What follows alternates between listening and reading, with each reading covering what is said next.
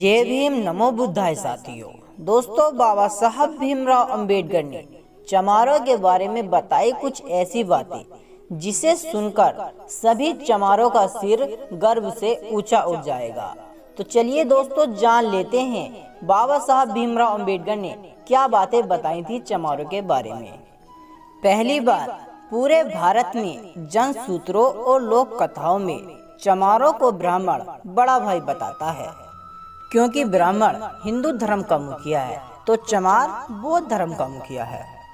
इसीलिए चमारों की शादी में कभी भी पंडित नहीं बुलाया जाता। दूसरी बात, समस्त जातियों में चमार जाति एक ऐसी जाति है जो कि गरीब होने के बावजूद भी अपनी शान और आन के लिए लड़ मिट जाती है, और इस जाति में आज भी राजशाही गुण छलकते रहते हैं।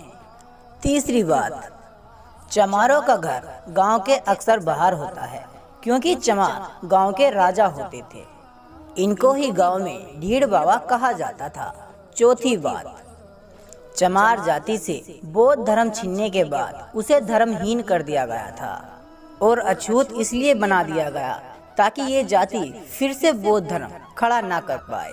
पांचवी बात, चमार जाति की शिक्षा पर रोक इसलिए लगा दी गई थी ताकि वे अछूत अगर अनपढ़ रहेगा तो अपने आप को अछूत ही समझेगा। कभी चमार ये नहीं जान पाएगा कि वो भी एक राजशाही खून है, इसीलिए चमारों की शिक्षा पर रोक लगा दी गई थी। नंबर 6, चमार खुद को चमार कहलाना इसलिए पसंद नहीं करते क्योंकि चमार इनका नाम ही नहीं है। चमारों का नाम तो सूर्यवंशी क्षत्रिय था, इसीलिए चमार आज भी खुद को चमार कहलाने पर भड़क जाते हैं और लड़ाइयाँ भी हो जाती हैं। सातवीं बात, ब्राह्मणों में जिस तरह शुक्ल शर्मा आदि समस्तक जातियाँ होती हैं, चमारों की भी समार्थक जाति थी, जैसे कि कोरी चमार, नोनिया चमार, ताती चमार, दुसासी चमार, पासी चमार आदि।